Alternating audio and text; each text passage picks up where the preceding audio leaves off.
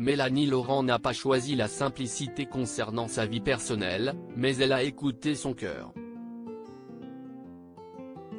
En effet, l'actrice française, qui fête en ce mardi 21 février ses 40 ans, vit désormais le rêve américain loin de la France, puisqu'elle est installée dans la mégapole de Los Angeles. Mais la comédienne ne s'est pas rendue là-bas par hasard, ni uniquement dans un but professionnel pour se rapprocher d'Hollywood, car elle y vit aux côtés de son compagnon, un producteur américain.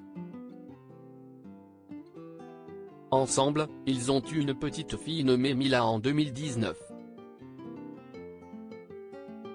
Vivre à Los Angeles est assez doux, évoquait-elle déjà en 2020 au sujet de ce nouveau choix de vie auprès de nos confrères de Version Femina.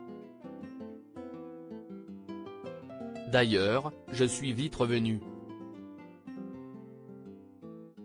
Je suis rentré au premier confinement, mais j'y retournerai, car le père de ma fille, qui m'a suivi en France, est américain.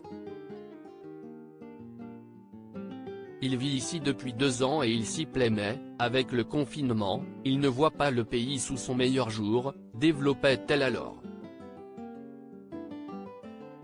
Une vie entre 2 continents seulement, Mélanie Laurent avait déjà eu un premier enfant, un fils prénommé Léo, avec un technicien du cinéma en septembre 2013.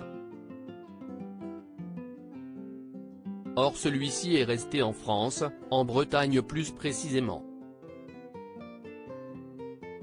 Mais loin de le délaisser, elle lui rend régulièrement visite et demeure présente pour lui. Je n'aille jamais autant travailler que depuis que je suis maman. Je veux pouvoir dire à ma fille que je suis une femme et une artiste libre. Mes enfants s'adaptent à mon travail et à ma vie, et moi au leur. Mon fils a eu envie d'un quotidien stable, ce que j'ai respecté. Il est avec son père et je fais des allers-retours, expliquait-elle récemment lors d'une autre interview auprès du même magazine.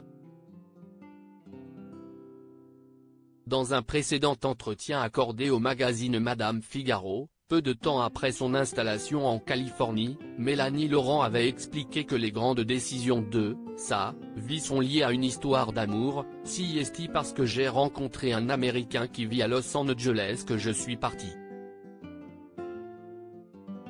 Ce changement un peu improvisé a été d'autant plus fort que je ne vivais plus à Paris. Ces dernières années, j'habitais sur une île, en Bretagne. Je suis donc passé de ma petite île à cette mégalopole, où je me perds un peu parfois. Cette décision de s'installer aux États-Unis, je l'ai prise parce que notre vie ensemble est ici. Mais rien n'est gravé dans le marbre. Je n'ai pas l'impression d'avoir lâché la France. J'ai gardé un pied-à-terre à Paris, où j'ai ma famille, mes amis, concluait-elle.